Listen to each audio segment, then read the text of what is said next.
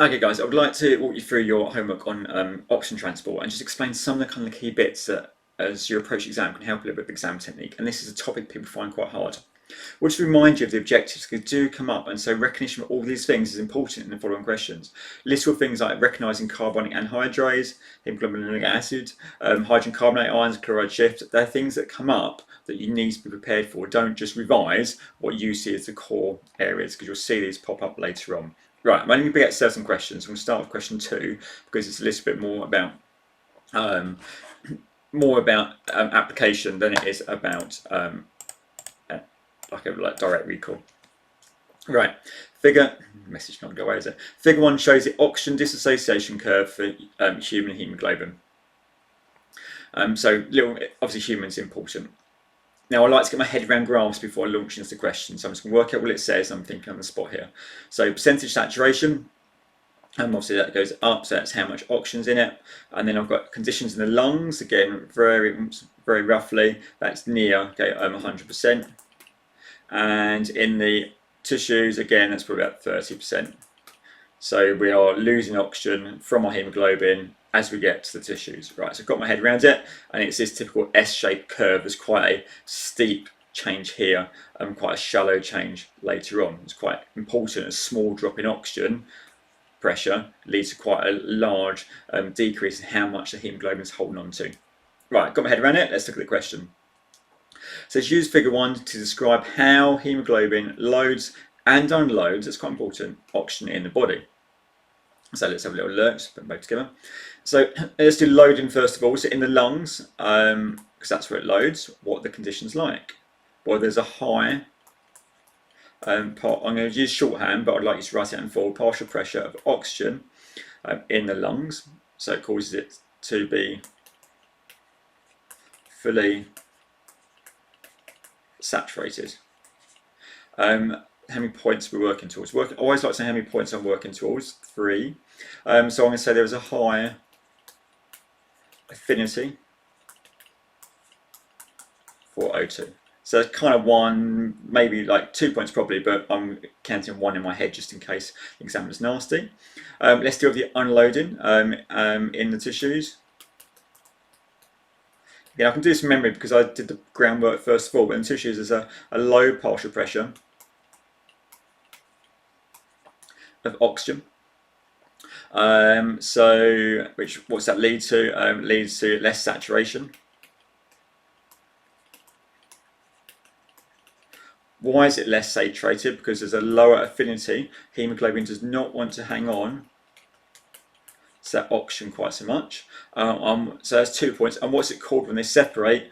Because I want to just talk about the unloading. So it's when it dissociates.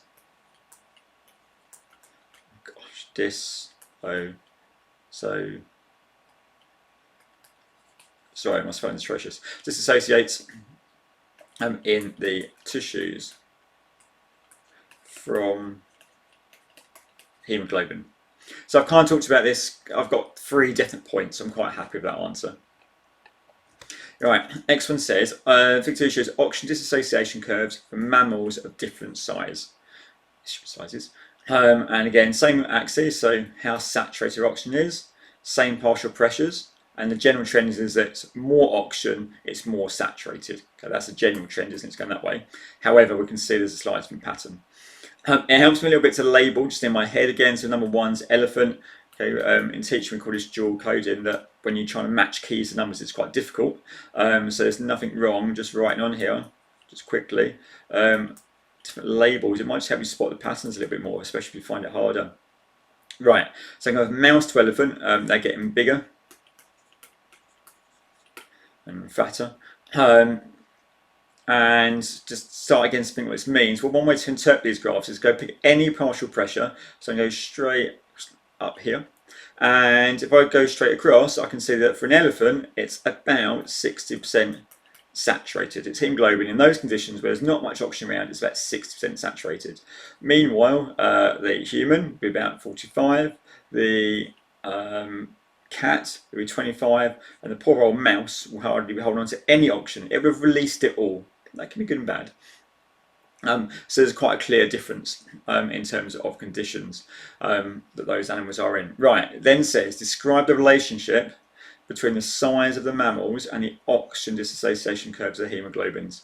So I've kind of done the work and I've already talked about the size of the animal changes. So as the animal gets larger,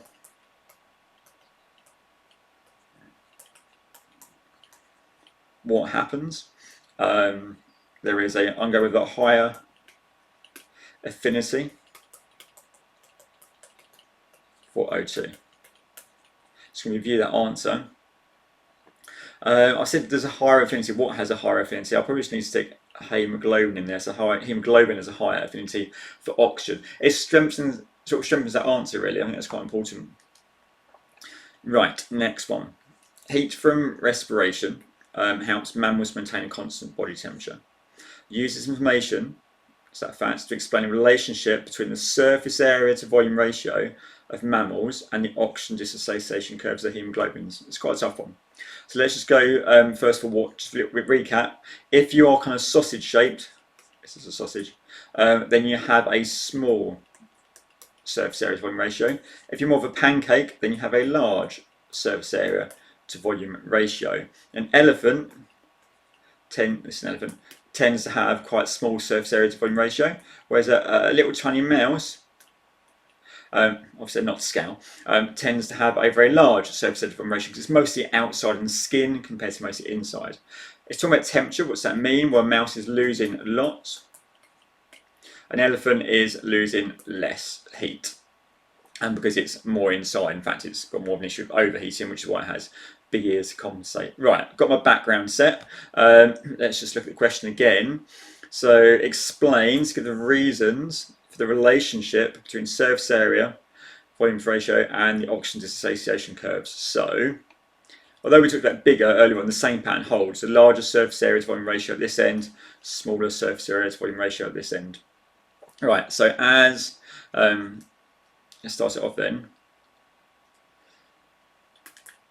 As SA to volume ratio increases, there's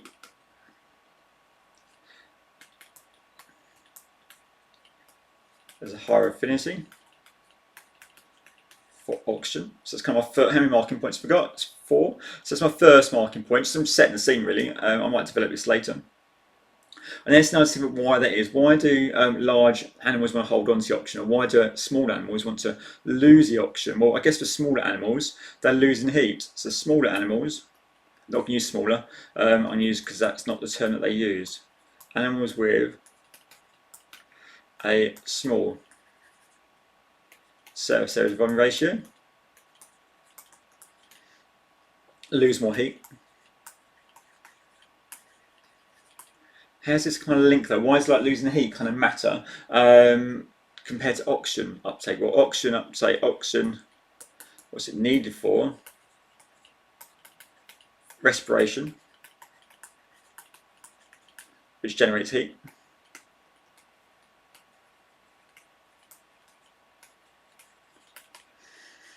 Let's have a look at that mouse then. What's it look like? The mouse has given up most oxygen, so its hemoglobin is most likely to let go of that oxygen because we've already seen that it's down here. We did say it can be good and bad. In low conditions, it's losing its oxygen quite readily. That's quite good. As it's respiring quite rapidly, think about it down here. Okay, it's probably using up all that oxygen. So the oxygen level inside the tissues are going to fall very, very low. So it's more likely to let it up. And that applies anywhere along that curve compared to the other animals. So, mouse HB has a more readily releases oxygen. Okay, so that's quite a tough question. I'll be honest with you, I didn't find it especially straightforward. But I've got 4 clear points. I've brought in surface area to volume ratio. I've linked it to temperature. At the end of the day, if you're getting 2 or 3 out of 4, like good marks in these questions, you're going to be getting the top grades regardless. Right. Second one, let's have a look at. It says lugworms live in mud. Just think it through. Don't just launch it and think it through. What's it like? Muddy, underwater, not much. And it says there's not much oxygen there. The graph shows oxygen dissociation curves for a lugworm and a human. Now, most people have not heard of a lugworm. I don't think I could draw one other than to draw a worm. It doesn't matter, you know they live somewhere that's muddy and in the earth, and that's clearly not got as much oxygen as a human would. Right, look at the graph. Same axis we've already kind of come across before. General pattern is more oxygen, more saturation. However, there's a massive shift to the left of the lugworm. What does this mean? Remember what I said how you analyse these? Draw at any point, doesn't really matter where, straight up, and then go straight across. Oh, sorry, that's completely wrong. Oh, it's completely wrong because I've actually gone so far to the right I can't get my lugworm in. So I'm coming across here, in fact. So I'm going to draw straight up and straight across for each of my two species. Now, what does this mean? Well, for this particular partial pressure, the human has let go of virtually all of its oxygen. However, the lugworm, haemoglobin, is hanging on to its oxygen. Well, why does that matter? Surely you need to give up your oxygen for respiration. Well, it's about the conditions the lugworm faces. The lugworm, as you can see, its curve kind of starts here. It lives in a place where there's not much O2 at all. If you put a human in that condition, so the starting point here, the air around the human lungs would mean that the haemoglobin has virtually got no oxygen in it. So it's got nothing to transport. Okay? There's going to be very little change as it moves through the body. There's very little difference. It's not going to have a massive shift. What we want is to go from being really saturated to really unsaturated as we change from conditions you find naturally in the air or lungs to conditions you find in tissues. And we get that for the human based on where it lives across this range of oxygen partial pressures. But for a lugworm, it lives across a much narrower range of partial pressures, and so the human haemoglobin just wouldn't work. Lugworm haemoglobin, it still does this massive drop, but importantly, it's oversaturated when it's in mud conditions, and it's not particularly saturated when it gets to lugworm muscles. And it's very steep because it's just a very small shift. But that's important. That's really important. Right. Let's look at the question. Explain the advantage to the lugworm of having a haemoglobin with a dissociation curve in the position shown. Well, that word we want to use, okay, is lugworm haemoglobin has a higher affinity for oxygen. What have we said? It is able to take up, be fully saturated,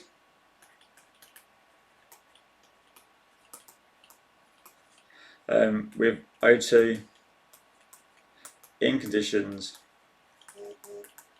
with a low O2 partial pressure. So I kind of got my 2 points out, and that's kind of the bits that I'll be looking for in terms of a quality answer on this topic. Okay, and it's quite important. So we've got the lower partial pressure, and we've got the fact it's got higher affinity in those conditions, and that's a pretty standard answer. Okay, looking for that style of answer for these questions. Right, in humans, substances move out of the capillaries to form a tissue fluid. Describe how this tissue fluid returns to the circulatory system. All right, remember the formation of tissue fluid is one of the key objectives. So it's a bit nice across the page. So a little reminder then, we've got a capillary that is leaky, we've got the arteries, we've got the veins that are not leaky, so they bring in under higher pressure and the blood, and because capillaries are leaky, the water can move out because it's under high hydrostatic pressure. At the vein ends, because of all this albumin, the solutes that causes osmosis to happen, water is drawn back in at the vein end by osmosis. Okay, so it's pushed out by pressure, it's pulled in by osmosis. We'll develop that in a second. How many marks? 3 marks. So, right, so just looking at that question carefully, I'm not launched in there. It says describe how this tissue is returned to the circulatory system. So if I want to, I can write it's left because of high hydrostatic pressure, but it's not in the marking scheme. So I can put it there for my own peace of mind, but not include it in my count of marks. Fluid, left capillaries, through, now I'm using the posh word fenestrations. That's a small kind of windows on the capillaries due to high hydrostatic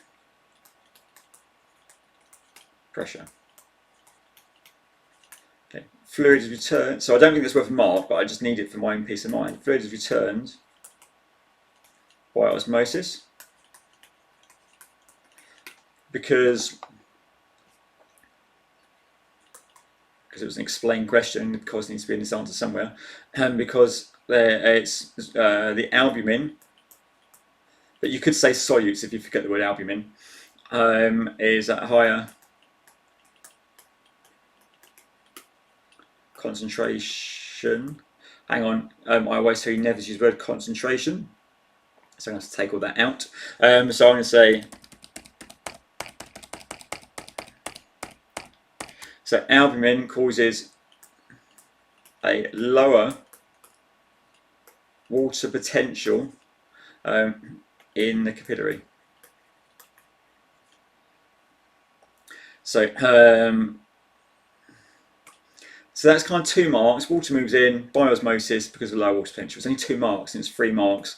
So what else can I say? Well, there is a low hydrostatic pressure.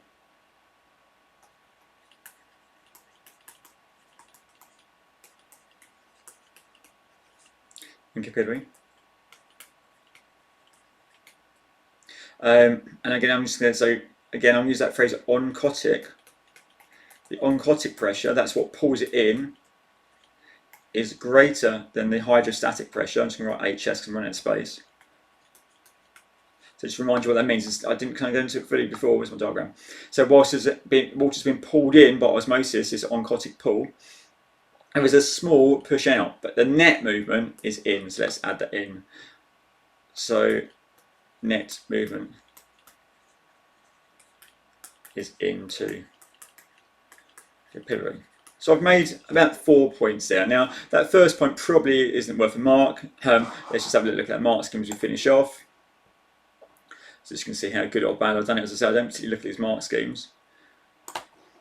Okay, so we've got hydrostatic pressure is lower in the capillary or higher in tissues. We actually put that at the end, didn't we? Water returns, we had that by osmosis. Usually that's 1 mark, but we've got it, it's great, so we're already up to 3. Water potential is lower, we had that in the blood. Do watch out for commas. A slash means you can have or, a comma means you have to have both bits. There's no commas in any of these marks here. Due to protein, they would have accepted albumin because it's the named protein, that is fine. What we didn't mention was it goes back into the lymph system as well. But you know, at the end of the day, we've got 5 out of 3. I think that's pretty good going. Right, I hope you've just picked out a few bits that can help you understand these questions a little bit more, but most importantly, how to approach these questions. Well done, guys. Thank you for listening.